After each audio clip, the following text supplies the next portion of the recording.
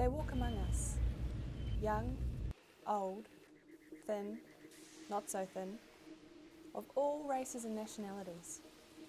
Women who love women. Lesbians.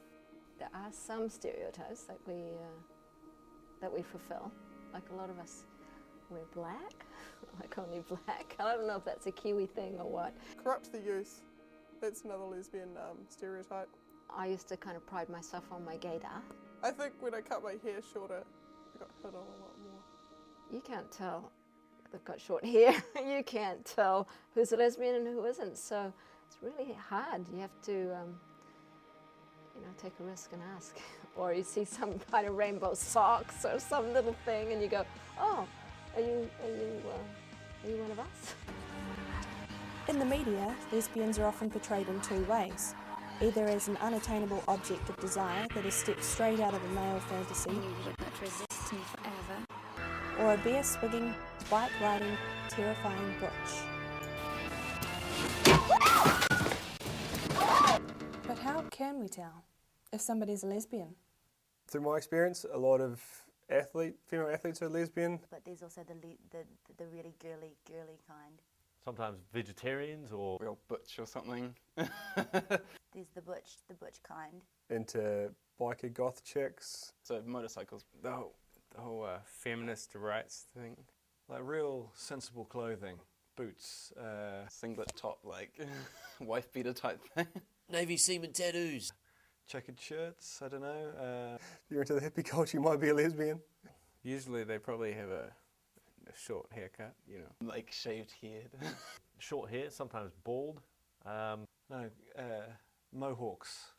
A lesbian in a stereotype would just be like a very manly woman. Armed with this information, we now have an irrefutable method of telling who is a lesbian and who isn't. Anyone who fits these characteristics must be a lesbian. So let's go find some. I'm a feminist because I believe in gender equality. Feminists. Lesbians are feminists. Did you know that in this day and age, women still only earn 80% of what their male equivalents make?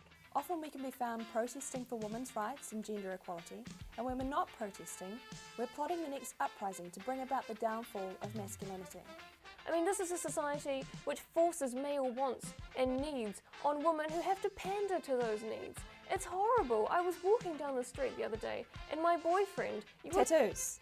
Lesbians love tattoos. He would never really thought I'd be the kind of person that would be into tattoos. Especially if it's the female symbol, or armbands, eyeballs, skulls, especially if there's a snake coming out of them. The whole history of tattoos, it's like sailors and people being in jail, like the extreme masculine. It doesn't seem like a very feminine thing to do. But New Zealand's the most tattooed country in the world. 1 in 5 women have tattoos. On there, it's definitely a favourite. It's actually a cover-up of a really bad one that my ex-boyfriend did on. Motorbikes. Lesbians love motorbikes. I like cruisers, so not really Harleys, because everyone loves Harleys. We love the speed, and we love the feeling of having all that raw power between our legs. When you're on your bike, it's just you, and you just go where you want, you go with the flow, you can weave in and out of traffic, not that you're supposed to. So just go with what you want. Back in the day when chicks started getting into bikes, it was either the slutty chick on the back of the bike or the chick riding the bike was big, buff and lesbian because she had tattoos, she was all rough and dirty and did her own mechanics. I got into motorbikes mainly because of my boyfriend. Shaving. Lesbians don't shave. We like to go au naturel, and a really good lesbian will even sport a decent moustache. I know you don't shave, but I'm not going to tell the whole world that! Rainbows. All lesbians love rainbows. I love rainbows. The more rainbow things we can own, the better. And given the opportunity, we'd be dressed entirely in rainbows. The way that they're just so bright and colourful and have such a good vibe. Like my ex-boyfriend. Short hair.